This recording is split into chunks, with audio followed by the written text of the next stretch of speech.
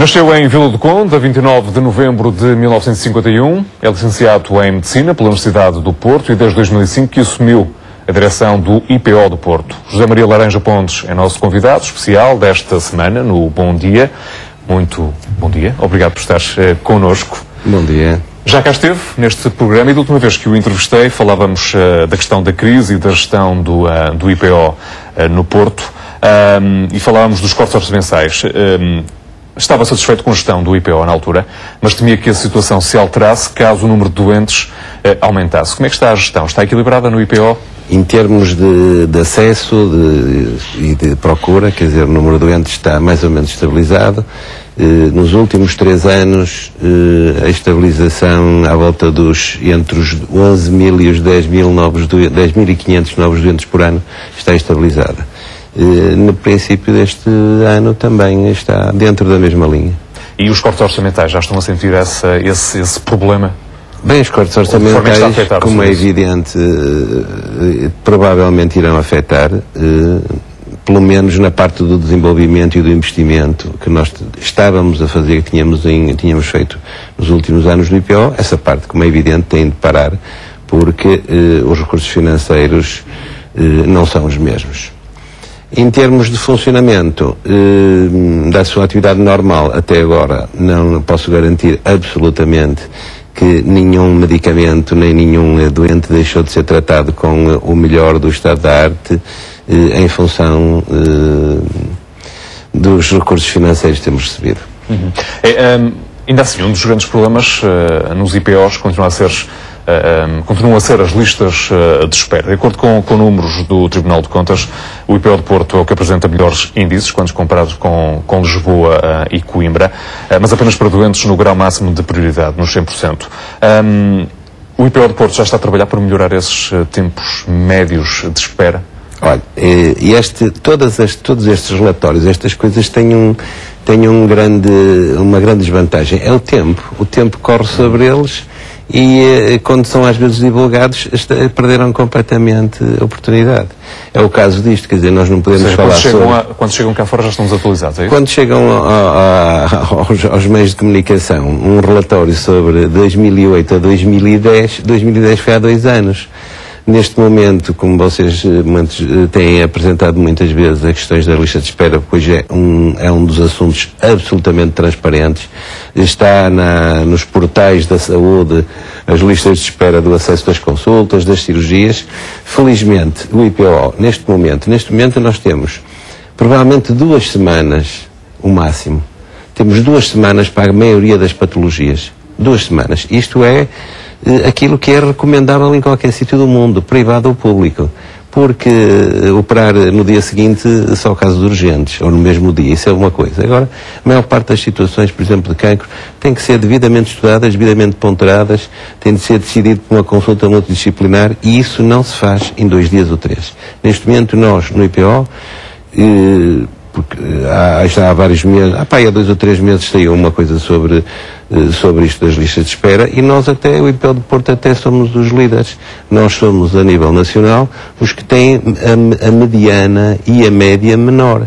Nós a única coisa que temos neste momento que se pode chamar lista de espera é alguma patologia benigna, que são a cirurgia reconstrutiva da mama. Fora isso, nós não temos lista de espera. Os doentes são tratados em 2, 3 semanas. Outro dos assuntos polémicos tem a ver com o facto do Tribunal de Contas ter apontado ao IPO de Porto uma faturação de alguns milhões de euros, 11 milhões de forma irregular à Administração Central de Saúde. As necessidades dos doentes justificam estes desvios e também lhe pergunto se realmente este desvio aconteceu mesmo e são estes 11 milhões de euros. Isto é um problema absolutamente técnico. Isto, em termos simples, é muito simples. É assim, numa mesa tem doentes que estão sentados em cadeiras e doentes que estão sentados em bancos. Os doentes que estão sentados em cadeiras levam uma injeção, a CSS, o Ministério, paga o tratamento. Se estiver sentado num banco, levam comprimidos, segundo o Tribunal de Contas, não devem ser pago o tratamento. É isto que estamos a falar. Por isso é uma coisa absolutamente técnica. muito bem, o financiamento dos hospitais em Portugal é baseado numa tecnologia de financiamento que foi os americanos que nos ofereceram nos anos 80 por causa da base das lajes, que é o GDHs, e Portugal é dos países da Europa que tem um sistema de financiamento à produção dos mais sofisticados. De tal maneira que hoje os nossos contratos são 10 linhas e não é mais do que isso. Simplesmente, por exemplo, esse sistema nos Estados Unidos, como as drogas por via oral são pagas diretamente pelas companhias de seguros com uma margem de logística. Porquê? Porque a metodologia que está lá escrita é que é assim, os tratamentos para o cancro são por injeção ou infusão. Simplesmente, hoje, em 2012, grande parte das terapêuticas, o IPO gasta mais de 8 milhões de euros a comprar comprimidos. E há doentes que são tratados exclusivamente com comprimidos. Por isso a lógica já estava mais ou menos integrada nos serviços, tanto que quando foi falada a questão das taxas moderadoras, inclusive apareceram nos textos técnicos da ACSS, taxas moderadoras para os tratamentos de quimioterapia oral.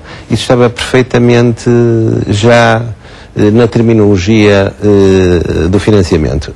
O Tribunal de Contas mandou lá um técnico que, apesar de definir que quimioterapia é por via oral, injetável, intravesical, o que quer que seja, não está na linha de financiamento oral, de maneira que acha que não deve ser pago. No fundo, quem vai pagar é na mesma o Ministério da Saúde, porque sabe que nos hospitais públicos há uma característica muito engraçada. O nosso acionista é o Ministério da Saúde e o Ministério das Finanças. E o nosso cliente é o Ministério da Saúde. De maneira que aquilo que o Tribunal disse, o Tribunal de Contas, foi que o nosso cliente não deve pagar os comprimidos. E quem deve arcar com o prejuízo é o nosso acionista, que é o Ministério da Saúde. É só isto que está em causa. Será sempre o Estado, mas muda alguma coisa depois deste... Não, neste momento vai mudar, porque provavelmente, se não forem tomadas medidas que são simplesmente de definição técnica, mas nada é definição técnica, o IPO, as suas expensas, pagará sempre as terapêuticas que forem aprovadas para dar aos doentes. Provavelmente a Administração Central não a vai ressarcir. É isto que está em causa, mais nada. O IPO trata de uma das doenças mais mortais, o cancro. Todos os anos surgem cerca de 350 novos casos de cancro, por exemplo, do ovário, por exemplo, é uma taxa elevada de mortalidade. Estamos a dar bom espaço em termos de investigação e desenvolvimento de terapêuticas para combater principalmente os cancros mais mortais? Olha, é assim, a grande parte das melhorias que nos últimos 20 anos têm acontecido em termos de oncologia são à custa do diagnóstico precoce, essencialmente, porque a doença avançada, seja aqui, seja em qualquer lado, é de muito difícil controle. Há uma tentativa, e cada vez mais a indústria farmacêutica tem transformado muitos destes doentes que há 15 ou 20 anos tinham uma esperança de vida de 3 a 6 meses, em sobreviventes, em doenças crónicas, em doentes crónicos que às vezes ao fim de 5, 6, 7 anos estão vivos. Não estão curados, mas estão vivos. E isto à custa de muito investimento por parte no desenvolvimento, mas também depois pelos serviços de saúde que têm que pagar estas medicações. De maneira que aquilo que é previsível é que nos próximos anos, não se sabe como, já o Nixon uma vez num discurso disse que ia meter muito dinheiro em investigação, em que 10 anos depois o cancro a cura para o cancro estava descoberta, vejam lá.